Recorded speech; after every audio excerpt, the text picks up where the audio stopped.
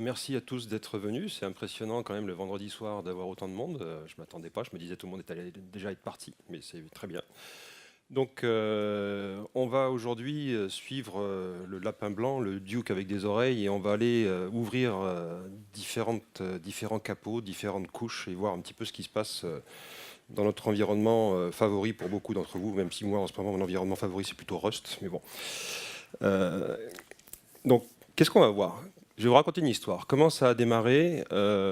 J'ai trouvé dans mes nombreuses lectures un article de blog où il y avait un truc, 6 lignes de code qui était optimisé, et puis ça ne me plaisait pas la façon dont il l'avait fait.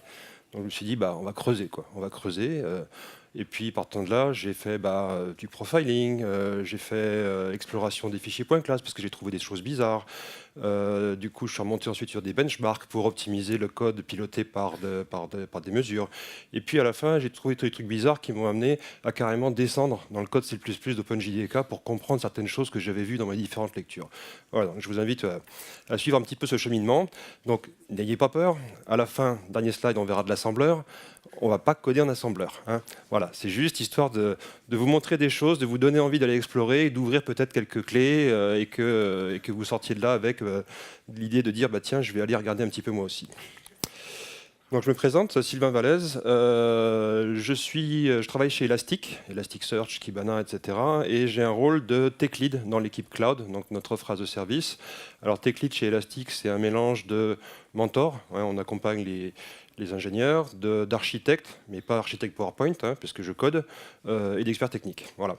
Donc au passage, on embauche, donc si ça vous plaît, si ça vous intéresse, on en parle après.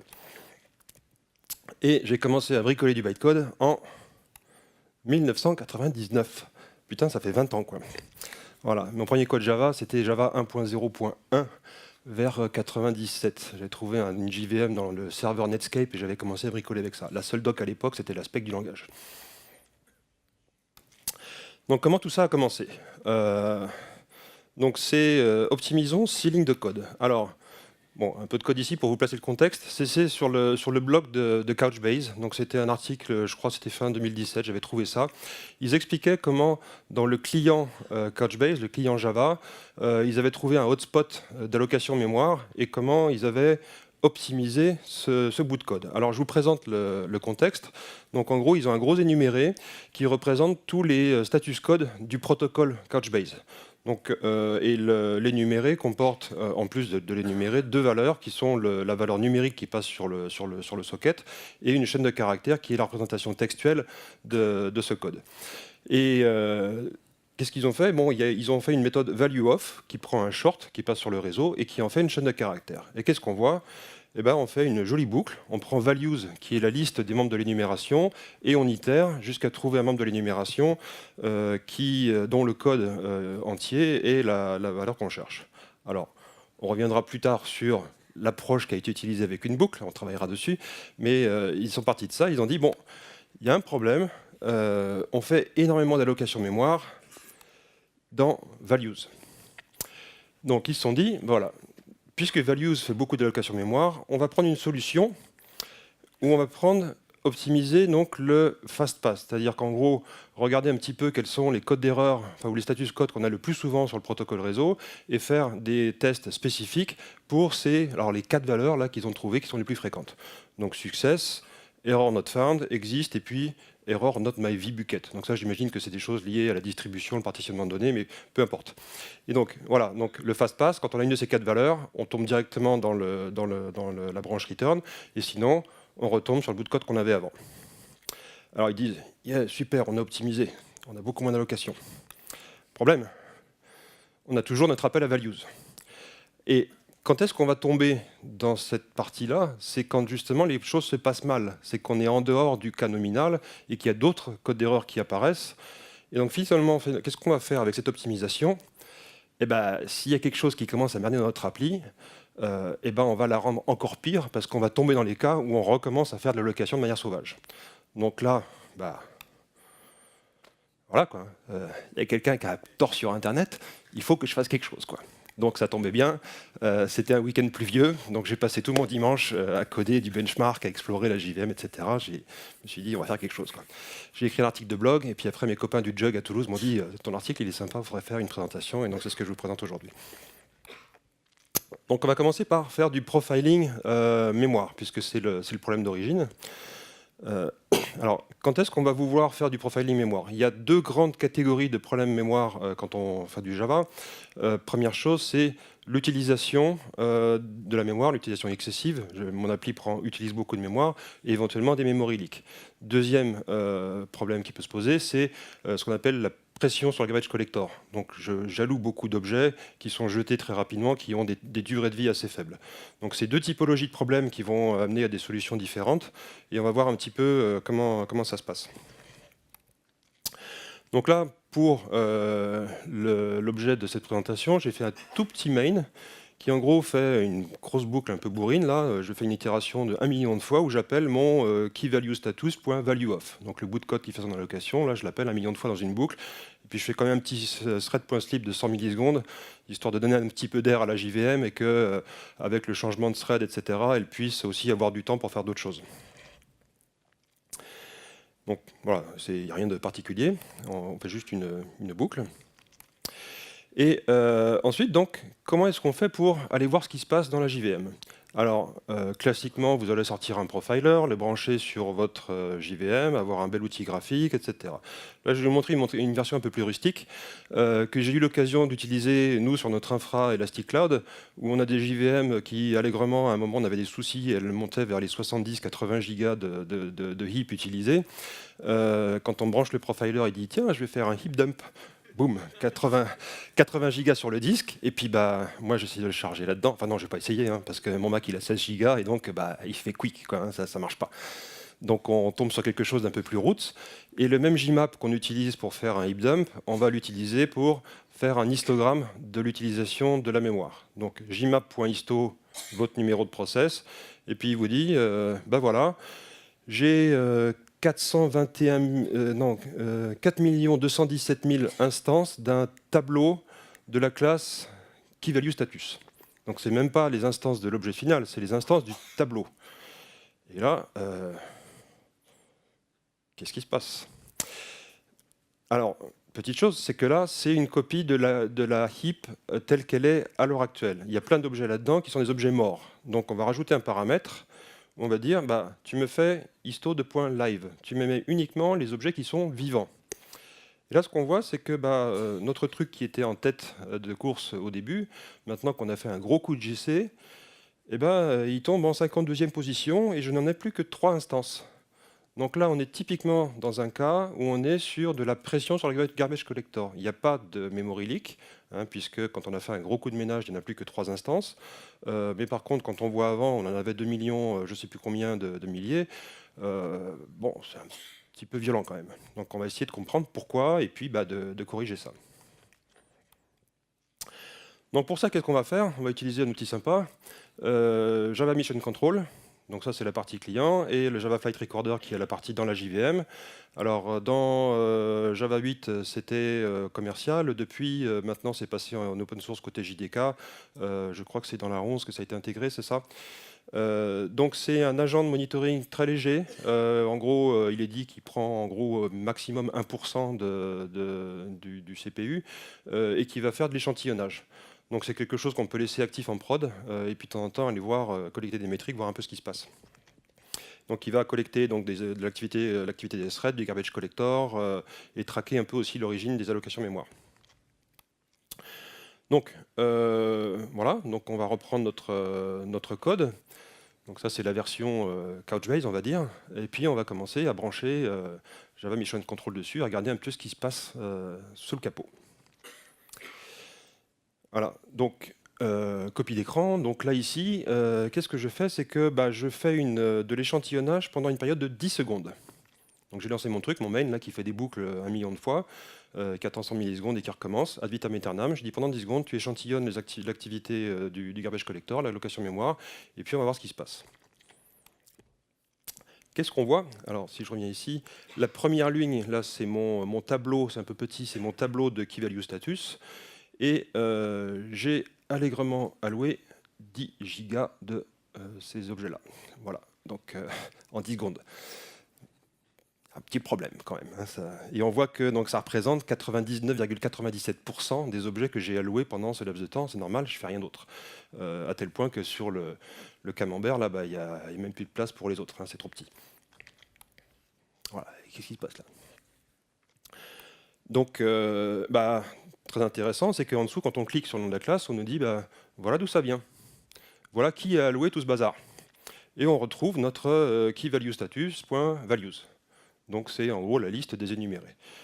Donc on va essayer de faire quelque chose. Alors, ah oui, si on regarde aussi l'activité côté garbage collector, on voit que sur une période de 10 secondes, il s'excite le garbage collector. Hein. On a en gros une collection toutes les 150 millisecondes qui dure 1 milliseconde, donc on passe un temps non négligeable à faire du garbage collecting, et puis surtout sur des volumes où à chaque fois on atteint 256 mégas, ça monte, bam, on fait le ménage, ça remonte, on fait le ménage. Voilà, donc le garbage collector, là, il turbine. Problème. Donc, ok, si c'est values qui fait de l'allocation, on va le sortir, hein, puis c'est tout, quoi. Donc, première solution, première optimisation. Je le mets dans une variable final statique au-dessus, et puis j'ai toujours ma boucle à l'intérieur, mais je n'appelle plus cette méthode. C'est tout bon comme solution, hein, mais on va voir. Voilà. Allocation. Il n'y a plus rien. Mon objet, il n'est même plus là. Alors, on voit quand même des trucs là, mais si on regarde en bas, là, c'est des choses qui sont liées à JFR lui-même. Donc, en gros, nous, on ne fait plus rien, on ne fait plus d'allocation. Voilà, là, c'est déjà le premier résultat qui est pas mal, quoi, hein. Côté garbage collector, là, on va même pas faire de zoom parce qu'en fait, il n'y a rien. Il n'y a pas de garbage collection, il n'y a rien du tout. Donc, du point de vue de l'optimisation du code d'origine, contrat rempli. On ne fait plus d'allocation. Donc, tout le truc du fast pass, machin, etc., ça servait à rien, quoi. Ça servait mais rigoureusement à rien, sauf à déplacer le problème le jour où on aurait d'autres problèmes dans l'application. Pardon, Couchbase. Chose intéressante à voir quand on compare les camemberts, c'est que l'activité intense du garbage collector, ça crée des dommages collatéraux. Quand on voit la liste des classes qui sont allouées, alors celui qui est sur la gauche, c'est celui sans allocation.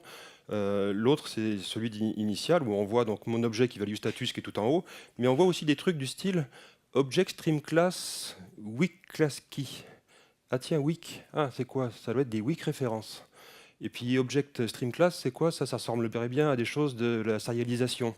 Alors, ce qu'il faut savoir, c'est que JMX et donc aussi les protocoles qu'il y a entre Java Mission Control et la JVM se basent sur la serialisation d'objets.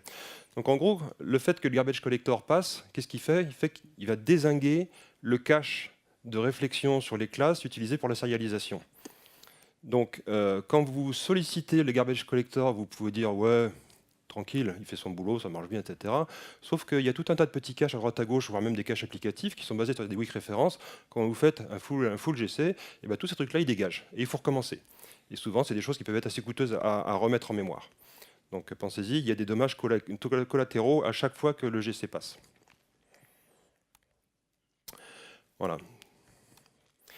Donc, maintenant, ce enum.values, d'où il sort? Qu'est-ce que c'est? Qu'est-ce qu'il y a dedans? Je ne l'ai pas écrit, moi, développeur, j'ai juste fait mon enum. Et c'est le compilateur qui me l'a offert, qui l'a généré. Qu'est-ce que c'est que ça?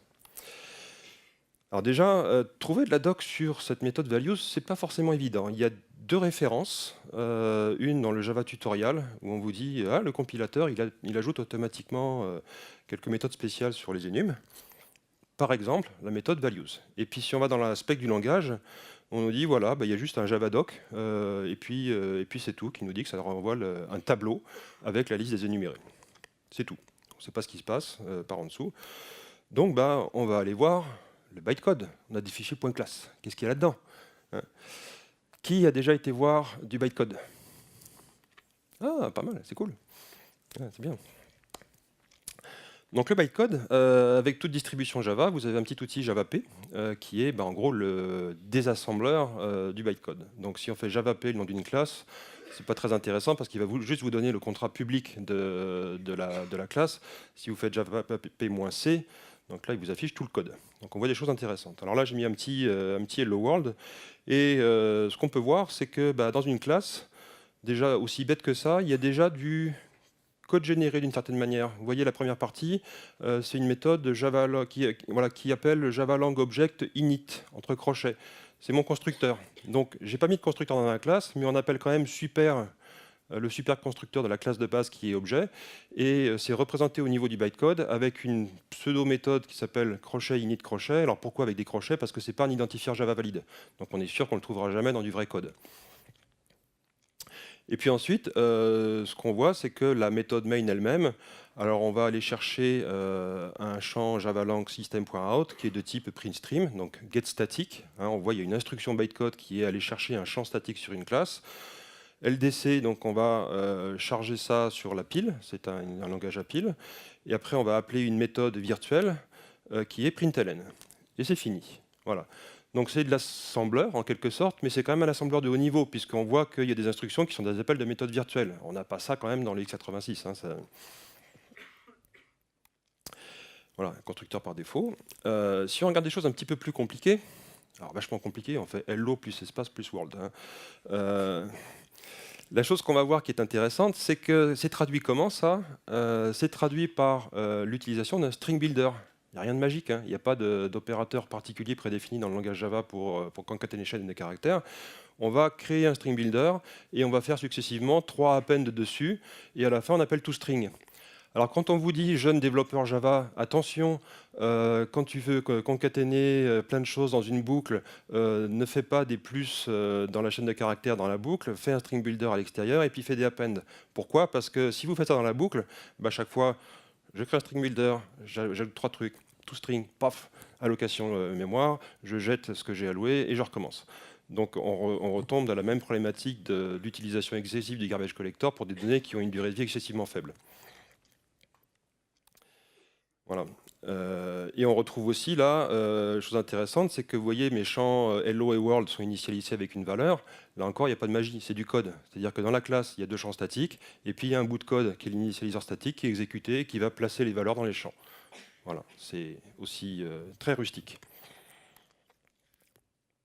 Alors maintenant, si on revient à notre énuméré, donc on prend un petit énuméré tout bête, on fait la même chose, Java P-C. Et on voit le code de cette fameuse méthode values. Qu'est-ce qu'on trouve là-dedans? On trouve un $values en majuscule. En gros, le compilateur m'a généré un champ statique associé à la classe qui se trouve être un tableau de simple enum. Alors on verra après cette syntaxe barbare crochet L que ça veut dire tableau d'objets. Et puis, il y a un clone. Il y a un clone. Ce tableau, on le clone. Et bien voilà, on a trouvé pourquoi il y a une allocation de mémoire. C'est parce que dans ma méthode values, derrière, il appelle un clone. Pourquoi? Pourquoi il a besoin de faire un clone? Ah non, mais attends, les questions, c'est plus tard. S'il y en a un qui veut répondre, là, il est chaud. C'est mon job quand même. C'est moi qui fais la presse. Alors, pourquoi les clones? Alors, pour une raison très simple, c'est que les tableaux en Java sont mutables. Donc ça veut dire que si dans mon bout de code, je fais mon enum.values, et puis que tiens, je vais te coller un nul, bam, ou alors hop, shuffle, je mélange tout. Ça met un peu le bazar dans le reste du code qui lui suppose que le tableau, il a un contenu bien défini, statique, etc. Donc la JVM, dans le code qu'elle génère, est obligée de faire une copie défensive pour éviter que quelqu'un s'amuse dans notre dos à modifier la liste de nos énumérés et qu'ensuite ça fasse planter notre code. Alors on pourrait se dire, mais on a dans les Java Util collections des collections immutables. Pourquoi est-ce qu'on ne pourrait pas utiliser ça? Alors, en fait, parce qu'on n'est pas au même niveau. On a d'un côté la JVM pure et dure, le bytecode, etc. et d'autre côté la librairie standard. On est sur des niveaux d'abstraction différents, donc on ne va pas commencer à rajouter dans le code généré des appels sur la librairie de collection qui, elle, se situe un plus haut niveau. Alors, Rémi peut-être me corrigera, mais c'est l'explication que j'ai intuitée par rapport à ça. Bon, il valide, c'est cool. Voilà, check. Donc, values nous fait un clone, pourquoi? Parce que c'est une copie défensive.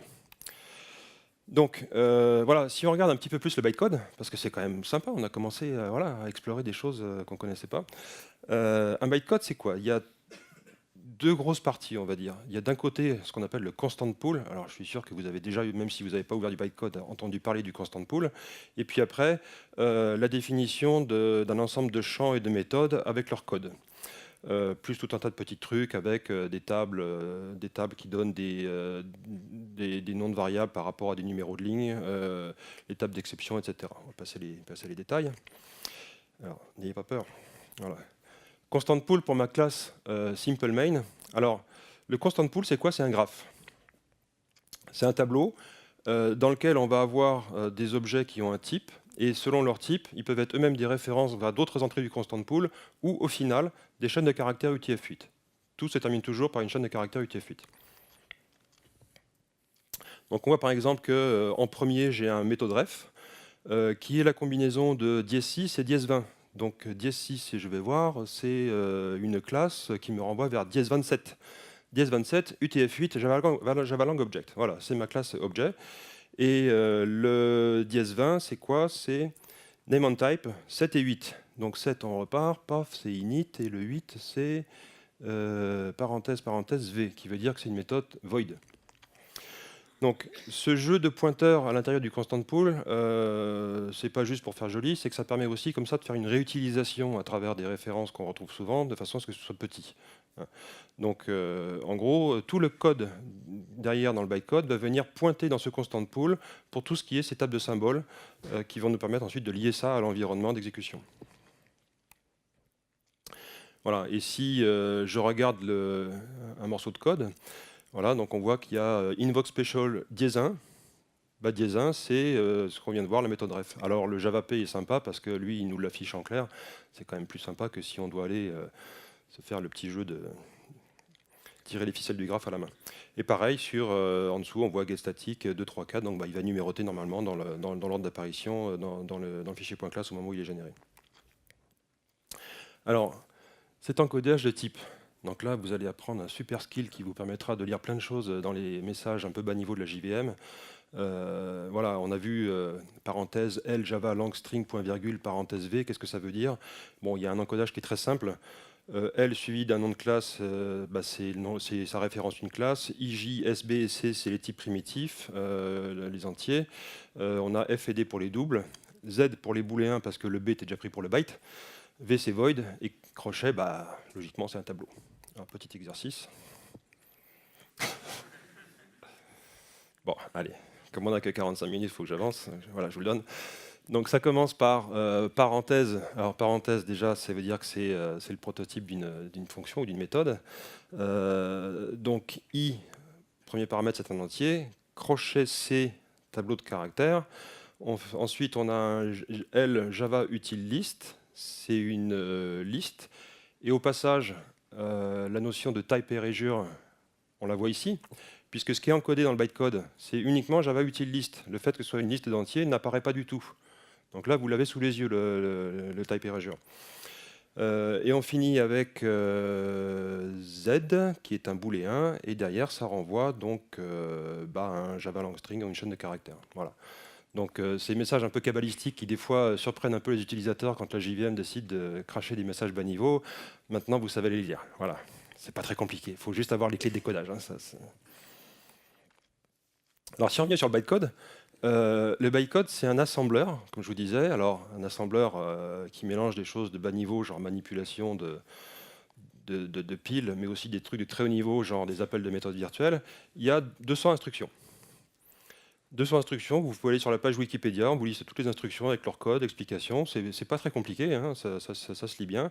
Il y a eu juste un ajout depuis 1996 à ce bytecode qui est invoke dynamic, qui a été introduit dans Java 7 et effectivement utilisé en Java 8 pour les lambda. Il y a le constant dynamic, c'est un bytecode ou c'est au niveau du constant pool? Je ne sais plus là, ce qui a été introduit. D'accord, ok. Donc voilà, disons que c'est un truc qui est ultra stable, ça bouge pas. Voilà, donc si on regarde un petit peu comment est-ce que je passe de mon code Java au bytecode, n'ayez pas peur, on va trouver. truc important, c'est d'avoir la table des variables locales, qui en gros va nous dire, dans le bytecode, j'ai des slots, chaque variable locale est associée à un slot, qui a un numéro, et qui a une durée de vie, ce slot, dans un range de lignes du code source. Donc là, par exemple, on nous dit que ma variable i, elle a le slot numéro 3, des lignes 18 pour une durée de 28 lignes. Donc on retrouve ça dans le bytecode. Voilà, i const 0, donc c'est je prends la constante de 0, je la charge sur ma pile. I store 3, donc paf, je la stocke dans le slot de variable locale numéro 3 et je continue. De la même façon ici, bah, je reprends le iload 3, ma variable qui est dans le slot 3, je charge une constante qui vaut 1 million et puis ensuite je fais un test if jump if greater or equal, et puis voilà, qui fait que je vais sortir de ma boucle. Donc ça se lit quand même. Si vous avez fait un petit peu d'assembleur dans votre jeunesse, je ne sais plus si on en fait trop maintenant, hein, mais ça se lit assez bien. Et voilà, et le i++, c'est un i-inc, incrémentation d'un entier dans le slot 3, et je lui ajoute 1. Voilà, alors je vous ai fait peur, maintenant on va revenir au code Java quand même, hein. On va se sentir un peu plus à la maison, là, ça va faire du bien. On va faire du benchmarking, donc avec un outil qui s'appelle JMH. On va repartir de notre code où il y a le tableau, et puis bon, bah, on l'a bien vu tous, hein, c'est que c'est quand même pas super optimal parce qu'on a un parcours en O de n. Plus mon code il est loin dans la liste et plus je vais passer de temps avant de le trouver. On va essayer d'améliorer ça. Donc JMH, c'est un outil qui a été écrit par Alexei Shipilev, donc un des grands pontes de la JVM. Si vous allez voir son blog, il a toute une série, il y en a 24 maintenant je crois d'articles sur, il appelle ça les JVM Quarks, c'est des petits articles alors, qui mettent selon votre niveau d'initial entre, on va dire, un quart d'heure et 2 jours à lire. Mais c'est un pur bonheur, quoi. Moi j'adore. Il travaille chez Red Hat et c'est un grand contributeur de la JVM. Point important, n'essayez pas de faire vos benchmarks vous-même. Vous allez vous planter. Utilisez JMH, hein, parce qu'il fait plein de choses. En particulier, il fait attention à plusieurs choses. Donc, ce qu'on appelle le préchauffage, hein, de la hotspot. Il y a plusieurs niveaux de compilation. Si vous faites un benchmark en disant hop, je fais une boucle et puis je mesure le temps d'exécution, votre perf va être catastrophique parce que vous êtes en mode interprété et ça va pas marcher du tout. Donc en gros, ce que fait JMH, c'est qu'il va préchauffer la JVM. Il va aussi appeler votre code d'une certaine façon qui fait que le compilateur va pas décider que oh, bah, finalement cette valeur-là, elle est jamais utilisée. Je vais lire tout le code. Là, vous aurez un benchmark qui sera top, mais par contre, qui ne sera pas vraiment représentatif. Donc, on va écrire un petit benchmark. Donc, comment ça se présente ? On a une classe avec en gros des annotations.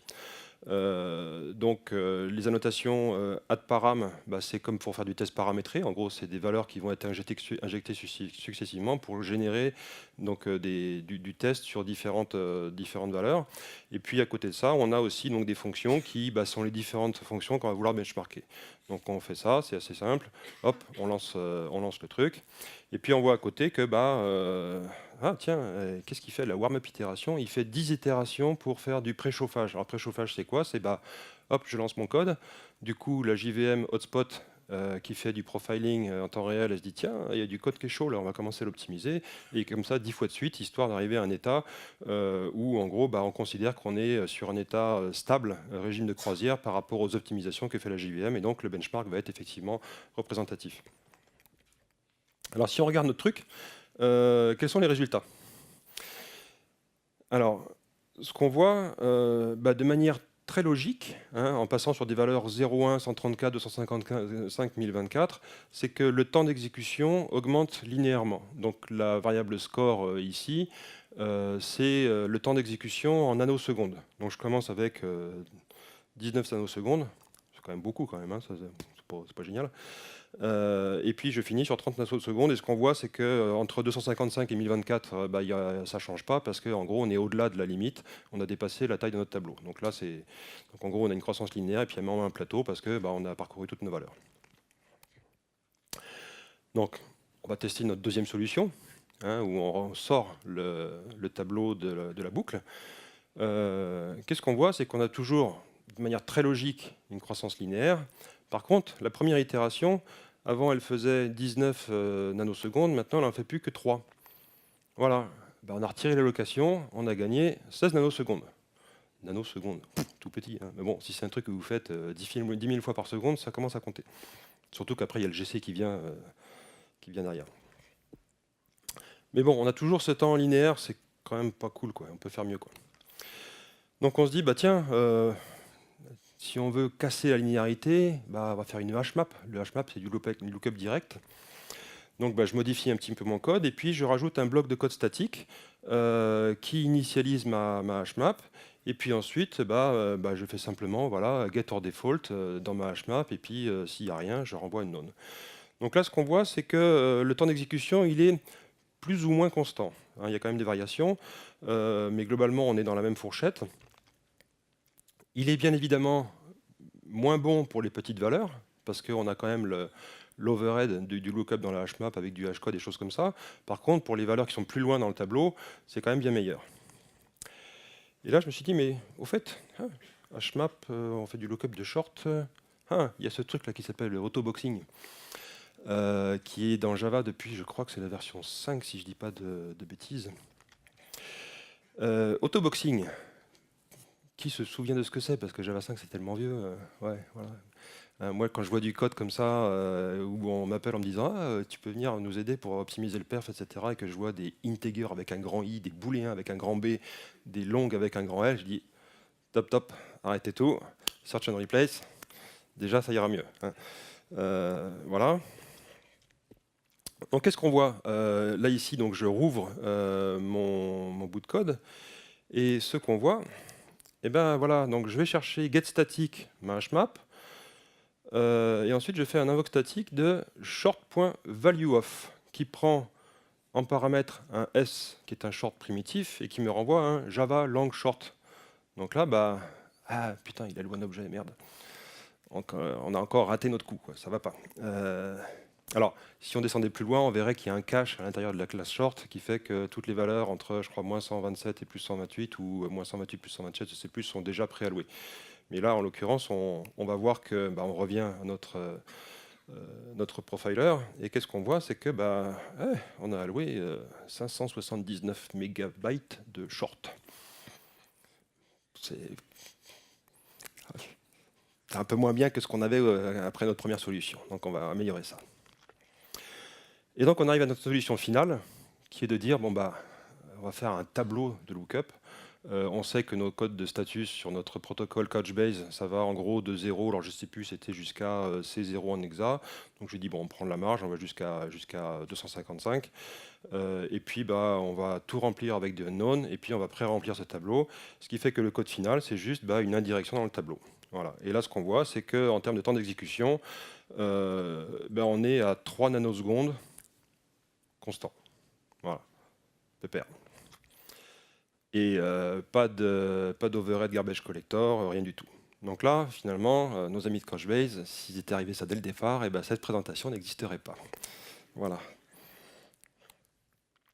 Alors, les dangers de JMH, parce que c'est un outil qui est vachement sympa, par contre, il faut quand même faire attention. C'est que quand on rentre dans l'utilisation de JMH, on est un petit peu en mode acharné, je vais chasser la nanoseconde, etc., qui, des fois, peut vous amener à des minimums locaux. C'est-à-dire que n'oubliez pas que les 3 bouts de lignes de code que vous optimisez, finalement, c'est peut-être le truc qui est au-dessus qu'il faudrait optimiser. Hein, c'est que vous acharnez sur ces 3 lignes, ça va être super, mais que finalement, c'est au-dessus qu'il faut regarder et prendre des approches différentes. Donc, remonter un petit peu au niveau d'au-dessus. Ça prend du temps, parce qu'il faut les mettre en place, les benchmarks, et puis aussi lancer le benchmark, ça tourne. Et puis ça consomme, c'est pas écolo, parce que je peux dire que votre machine, elle souffle quand elle tourne les benchmarks. Et surtout, ça sert à rien d'aller faire du benchmark et de la micro-optimisation sur des choses qui ne sont pas dans votre hot pass. C'est-à-dire que si c'est des choses qui sont appelées une fois toutes les minutes, ou même une fois toutes les secondes, c'est pas forcément utile. Donc là, c'est un ratio à faire entre votre temps et l'efficacité que ça a sur l'application derrière. Des fois, c'est super fun, on s'éclate, mais ça sert à rien. Donc faites attention à ça. Donc, bah, voilà, on a vu du bytecode, on a vu du benchmark, on a optimisé notre code, et on va rentrer maintenant dans le code d'OpenJDK. Alors, pourquoi on va y rentrer? C'est que moi, en fouillant ces histoires de benchmark, de bytecode, etc., j'étais tombé sur un petit truc qui m'avait titillé l'esprit, où on parlait de méthode intrinsèque dans la JVM. Je me suis dit, mais c'est quoi ce truc, quoi? J'ai fouillé, c'est pas évident de trouver, hein. Donc j'ai trouvé une présentation qui expliquait que des fois, la JVM, le code que vous appelez, le code qui est exécuté, c'est pas celui que vous voyez dans le source de la librairie standard. La JVM l'intercepte. Et puis elle le remplace par autre chose. Alors, moi je me suis dit, je voudrais bien voir à quoi ça ressemble. Et là, bon, je suis allé voir dans l'OpenJDK. Donc la structure déjà de manière très haut niveau de ce que fait la machine hotspot. Quand elle démarre avec votre code, elle démarre en mode interpréteur. Donc là, c'est un bytecode. Qu'est-ce qu'il fait? J'exécute le suivant, etc. Et pendant ce temps-là, elle compile sans optimisation avec ce qu'on appelle le client, le compilateur de niveau C1 qui est dit le compilateur client qu'on n'utilise plus trop maintenant. À l'époque où on faisait du swing, on démarrait en mode client. Et puis par derrière, il y a le mode serveur qui se met en place, qui en gros on fait de l'analyse profiling temps réel de ce qui se passe sur le code exécuté, et on va faire de l'optimisation avancée en fonction de l'usage réel qui est fait du code, avec des boucles de retour, c'est-à-dire qu'on peut déoptimiser, réoptimiser en fonction de l'évolution de l'usage dans la JVM. Et puis on a notre ami le garbage collector qui est en dessous.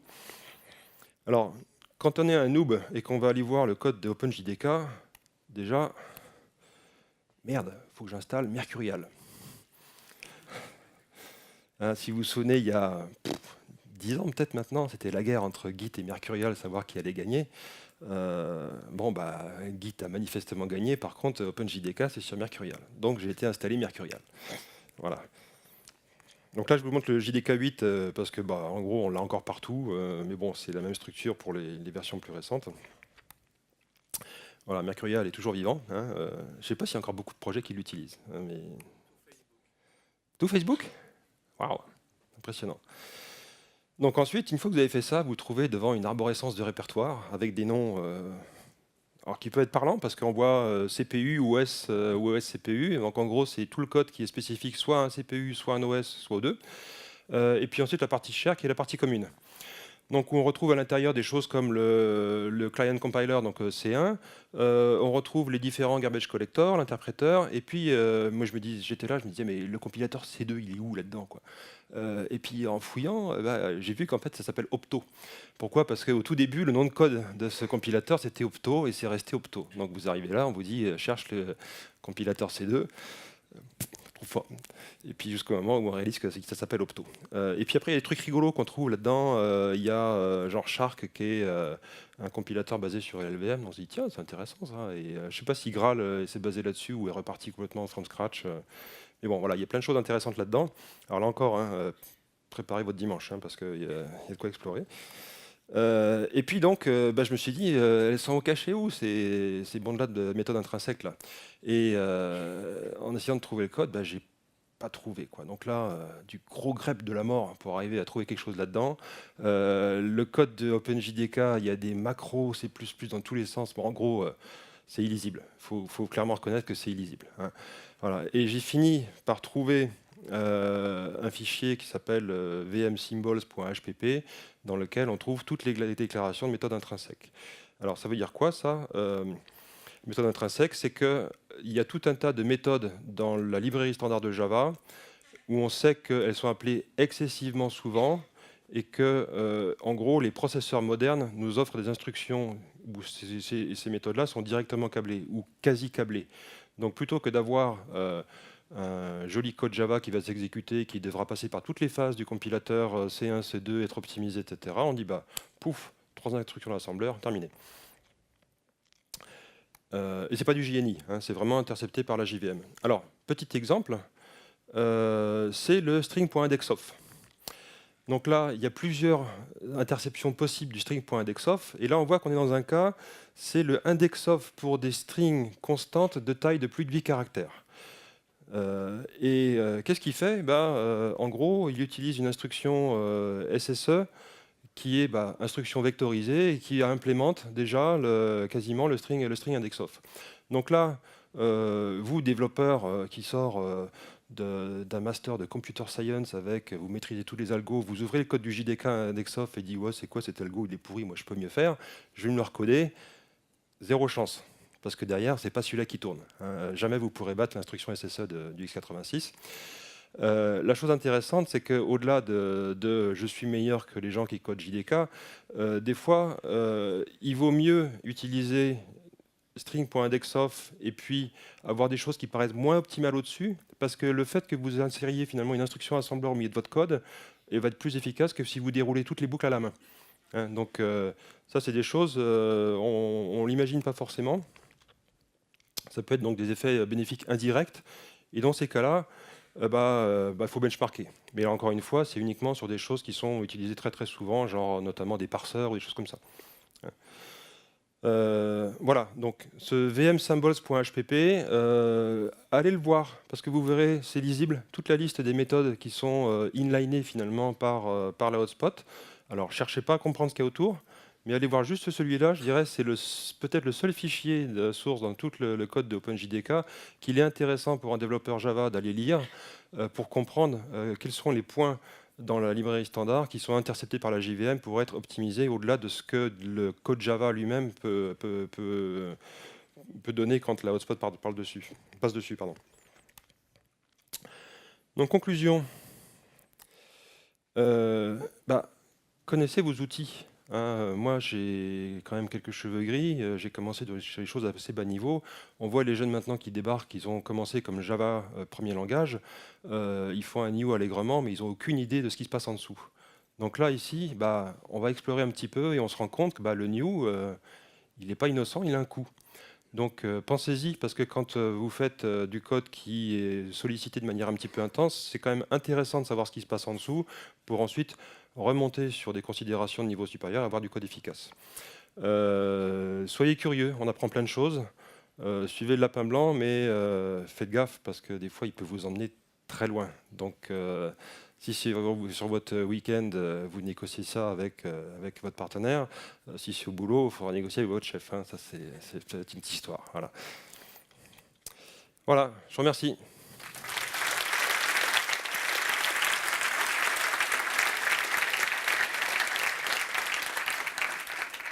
Donc, on a 3 minutes 8 pour les questions.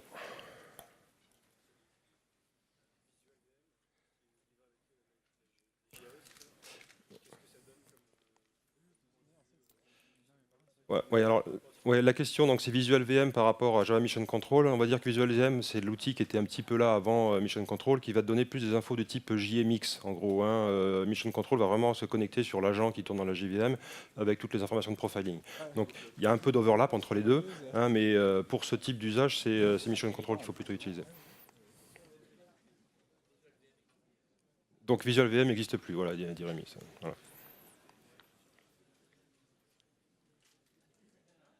Tout le monde veut rentrer chez lui, là. Ouais. Ah, une question de Rémi.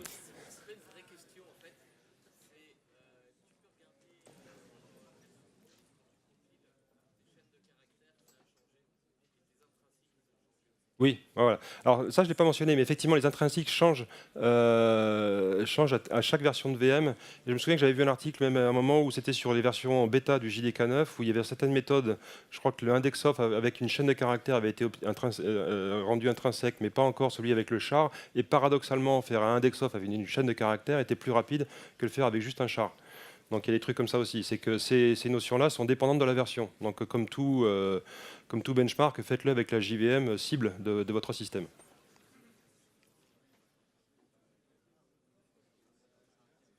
Voilà. Merci.